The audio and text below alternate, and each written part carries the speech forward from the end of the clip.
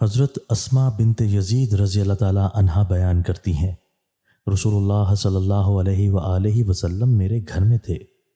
آپ نے دجال کا ذکر کیا تو فرمایا، اس سے پہلے 3 قسم کے قحط ہوں گے۔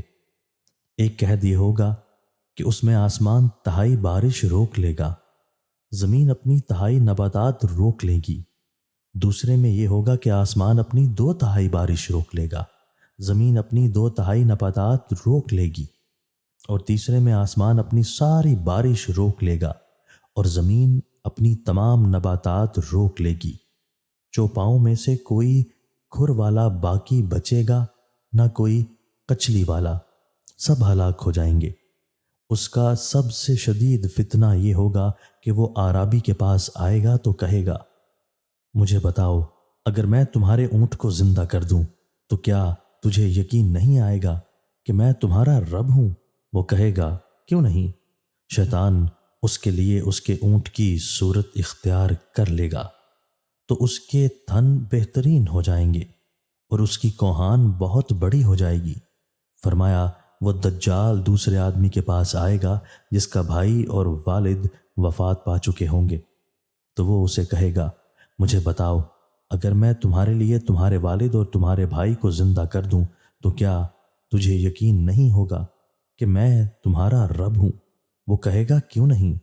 شیطان اس کے لیے اس کے والد اور اس کے بھائی کی صورت اختیار کر لے گا۔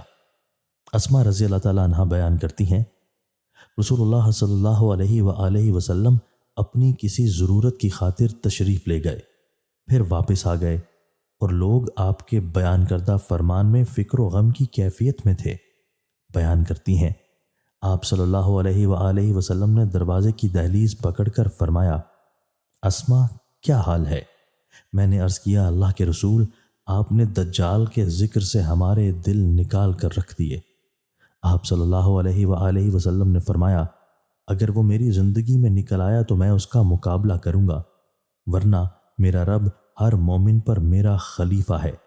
میں نے عرض کیا، اللہ کے رسول، ہم اپنا آٹا گوندتی ہیں اور روٹی پکا کر ابھی فارغ بھی نہیں ہوتی کہ پھر بھوک لگ جاتی ہے، تو اس روز مومنوں کی کیا حالت ہوگی؟ فرمایا، تسبیح و تقدیس جو آسمان والوں کے لیے کافی ہوتی ہے، وہی ان کے لیے کافی ہوگی۔